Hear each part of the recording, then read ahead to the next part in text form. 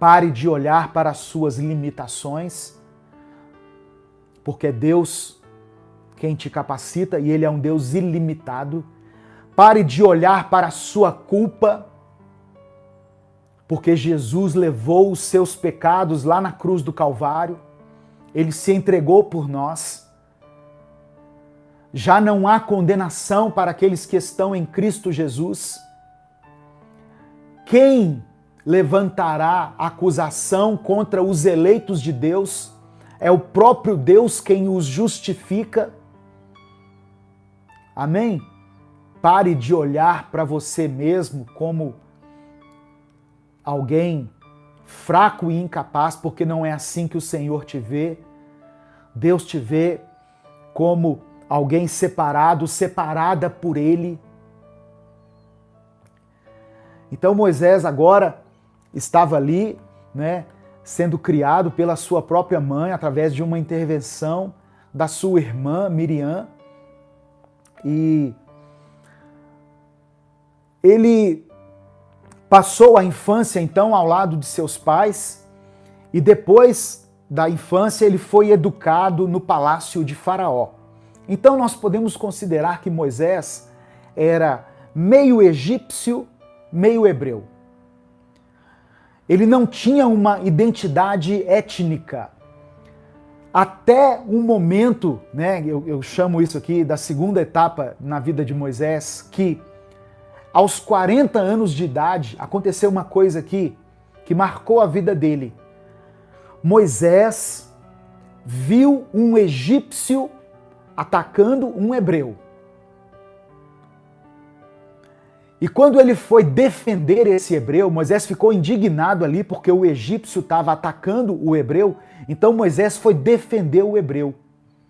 Só que ele acabou matando o egípcio. E aí ele teve que fugir para não ser punido.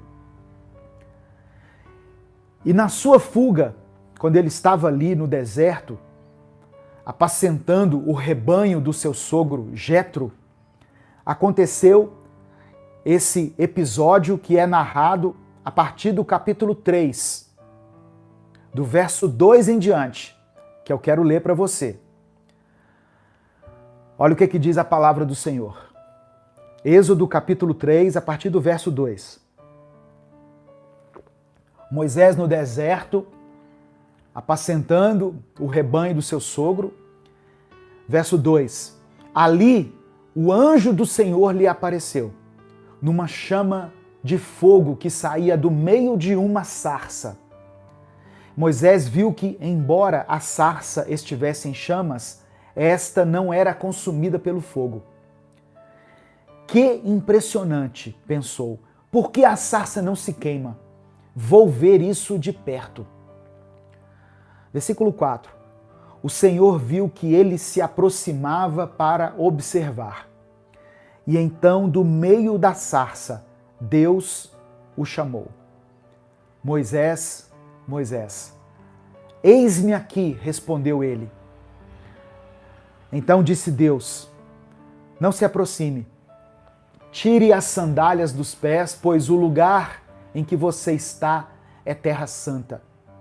Disse ainda, eu sou o Deus de seu pai, o Deus de Abraão, o Deus de Isaque, o Deus de Jacó. Então Moisés cobriu o rosto, pois teve medo de olhar para Deus. Presta atenção. Moisés lá no deserto, havia fugido do Egito, estava no deserto, apacentando o rebanho do seu sogro. Deus aparece para ele no meio de uma sarça. Moisés acha aquilo maravilhoso, porque a sarça queimava, mas não se consumia. O fogo não consumia a sarça. O verso 6 diz que Moisés teve medo de olhar para Deus. Moisés temeu olhar para Deus. Eu quero parar um pouquinho aqui. Às vezes, de acordo com as circunstâncias que nós estamos passando, é difícil nós olharmos para Deus, mas é necessário. É difícil voltarmos os nossos olhos para Ele, mas é preciso fazer isso. quando nós estamos passando pelas aflições, por circunstâncias adversas, nós temos que olhar para Deus. Quando nós tiramos os olhos de Deus e colocamos os olhos somente nos nossos problemas, nós começamos a nos desesperar. Mas Moisés teve medo de olhar para Deus. Às vezes, nós deixamos de olhar para Deus porque nós nos achamos tão pecadores, tão devedores de Deus, que nós evitamos nos aproximar dele e até mesmo olharmos para ele. Essa semana eu falei sobre a culpa. Eu falei sobre o sentimento de culpa que muitas vezes nos domina, nos paralisa, e como que nós temos que lidar com esse sentimento de culpa.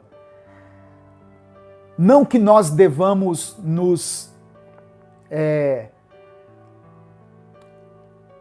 como é que eu vou dizer? A palavra que eu usei. Não que a gente deva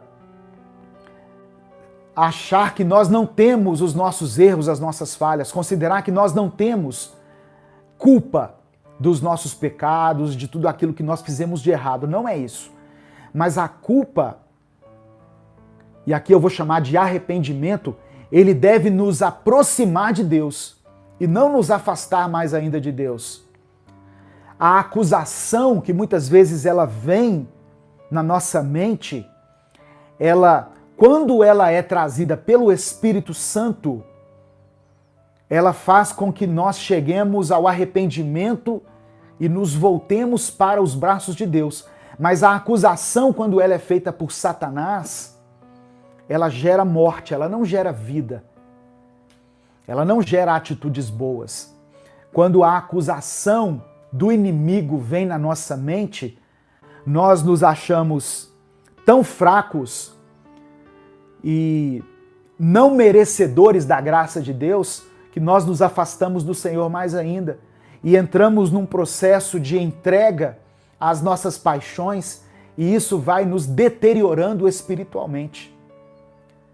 Então, de certa forma, Moisés foi para o deserto fugindo do seu passado. Ele havia matado uma pessoa, irmãos. E ele foi para o deserto para fugir disso. Só que Deus tinha planos para ele. Deus estava preparando Moisés desde a sua infância para ser um libertador.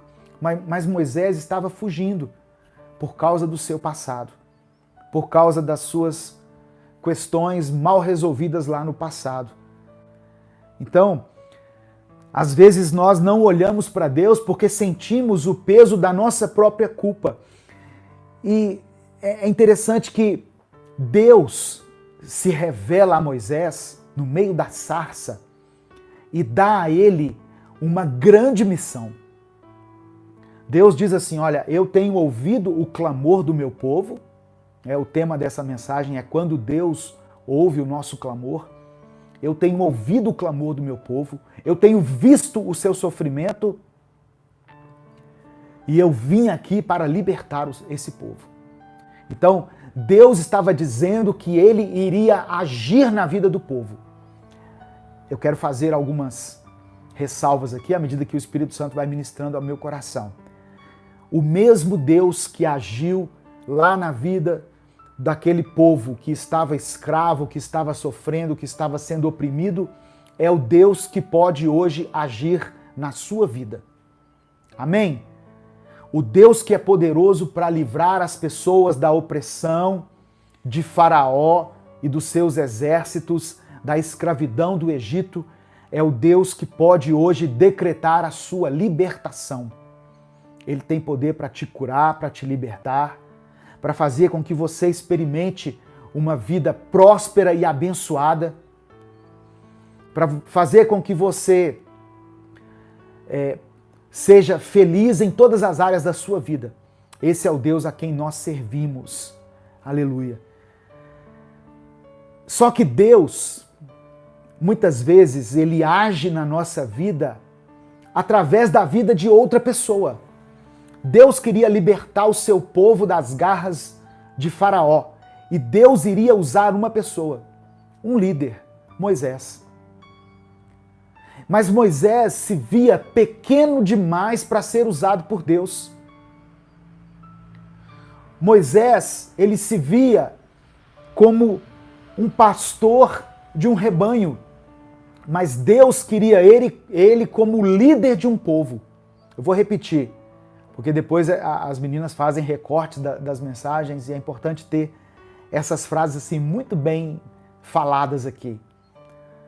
Deus queria fazer de Moisés o líder de uma nação, mas Moisés se via apenas como pastor de um rebanho. Talvez vida, mas você se vê para os desafios que estão diante de você. Te diz hoje, Ele é quem te capacita. Deus é quem te capacita. O Espírito Santo é que te fortalece. As coisas grandiosas que Deus vai fazer em você e através de você, elas não virão pela sua própria força, pela sua habilidade, pela sua desenvoltura, pelos seus recursos. Deus é quem vai te capacitar. O Espírito Santo virá sobre você. Lembra quando Deus chegou para Maria e disse que ela ficaria grávida? E Maria era uma jovem, ela era noiva, ela era virgem, ela não tinha relação com homem algum. E ela disse, mas como isso vai acontecer? Como que em mim será gerado o Salvador da humanidade? E aí o anjo do Senhor diz para ela, descerá sobre ti o Espírito Santo e o poder do Altíssimo cobrirá você.